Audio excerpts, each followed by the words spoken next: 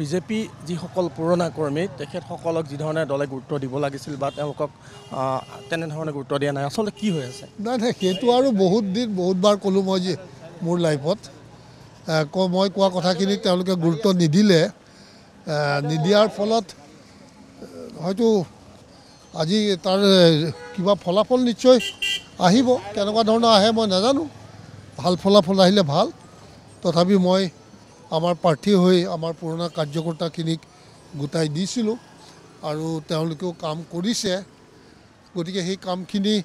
ভালেই হ'ব লাগে কিন্তু আমাৰতো এনেও ইয়াত সংখ্যাটো কম আছে আমাৰ যিখিনি বিজেপিৰ ভোট বেংক থাকে সেই ক্ষেত্ৰত আমাৰ হেৰি পাৰ্চেণ্টেজটো কম আছে পাৰ্চেণ্টেজটো কম থকাৰ কাৰণে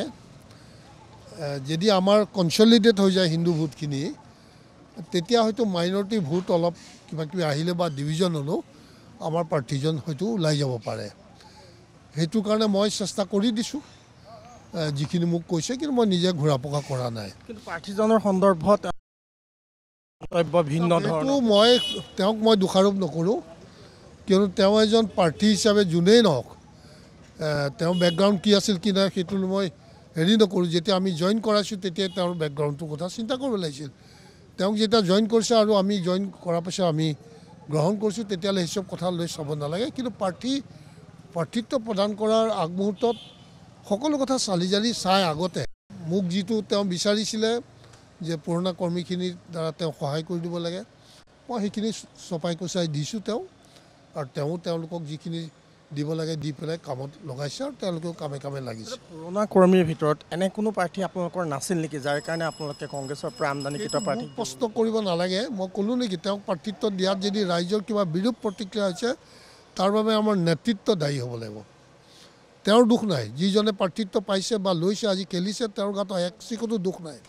আৰু মই তেওঁক দোষাৰোপ কৰাটো উচিত নহ'ব কিন্তু যদি তেওঁৰ প্ৰাৰ্থিত্বক লৈ কোনোবাই যদি বিৰূপ প্ৰতিক্ৰিয়া কৰিছে তেতিয়াহ'লে তাৰ বাবে আমাৰ নেতৃত্ব দোষী হ'ব লাগিব নেতৃত্বই কৰা ভুল কিয়নো আমাৰ বহুত কৰ্মী আছিলে বহুত নেতা আছিলে দিওঁ বুলি ক'লে আজি হয়তো এইটো বহুত টাফ কম্পিটিশ্যন হ'লহেঁতেন কণ্টেষ্ট হ'লহেঁতেন হয়তো ভাল বহুত কিবা কিবি হৈ গ'লহেঁতেন মই নাজানো গতিকে মই ইমানখিনি ঘূৰা নাই ইমানখিনি নাজানো কিন্তু ক'ৰবাত যেতিয়া মানুহ লগ পাওঁ কৰ্মীক লগ পাওঁ তেওঁলোকৰ বক্তব্য যিখিনি শুনো দেখোঁ সেইখিনি পাই মই যিটো উপলব্ধি কৰিছোঁ সেইখিনিহে কৈছোঁ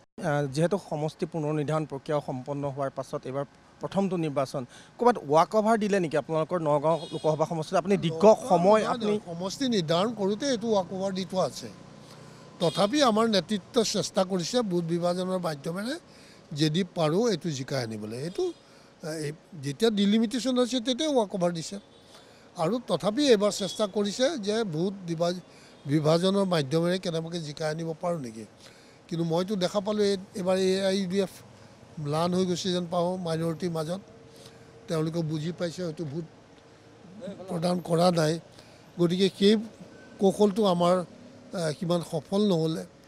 যদি AIUDFে ভোট ভাঙিব নোৱাৰে তেতিয়াহ'লে এইটো চিট আমি কেতিয়াও জিকিব নোৱাৰোঁ গতিকে ভোট ভাঙিব পাৰিলে তেতিয়া ইয়াৰ এটা সম্ভাৱনা আছিলে গতিকে যদিহে আমাৰ হিন্দু ভোটখিনি একদম বিজেপিৰ লগত 100% থাকিলেহেঁতেন গতিকে এইচবটো এটা অংকহে নহয় জানো সংখ্যালঘুসকলক আপোনালোকে এইবাৰ আঁকোৱালি লোৱাৰ কাৰণে যি ধৰণৰ প্ৰয়াস প্ৰথমবাৰ কাৰণে দেখিলোঁ সংখ্যালঘু ৰাইজৰ ওচৰ চাপিবলৈ আপোনালোকৰ নেতৃত্ব খুব এইটো কথাটো মইতো কওঁ শুনা মানুহে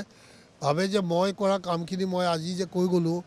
কিবা এটা কালিলৈ আকৌ কিবা এটা কম মানুহে সেইটো পাহৰিলে বুলি ভাবিলে ভুল কৰা হয় গতিকে মই আজি যিখিনি কথা কৈ আছোঁ একেখিনি কৈ আছোঁ আগতেও কৈ আছিলোঁ একেখিনিয়ে ক'ম কিন্তু মই যদি আজি পাভলুটি মাৰি কথা কওঁ তেতিয়া মোৰ কথাৰ কোনো ভেলু নাথাকিব আৰু মোকো তেতিয়া ঠাট্টা মস্কৰা কৰিব মানুহে গতিকে এইচব কথা নিজৰ নিজৰ ব্যক্তিত্ব নিজে নিজে বজাই ৰাখিব নিৰ্বাচনী প্ৰচাৰত কোনোবাই পাভলুটি মাৰা তেনেকুৱা আপুনি ক'ব বিচাৰে নেকি মই নাজানো সেই বিষয়ে মই নাজানো দেই কোনোবাই যদি লুটি বাগৰ মাৰিছে মই যিহেতুকে অবজাৰ্ভাৰ নহয় অবজাৰ্ভো কৰা নাই গতিকে মই নেতা হিচাপে আপোনাৰ দৃষ্টিত নাই মই এইচব চোৱা নাই কোনে কি কৰিছে মোক যিখিনি দায়িত্ব দিছে মই সেইখিনি কৰি দিছোঁ ইমানেই জানো মই কাৰো কথা চোৱা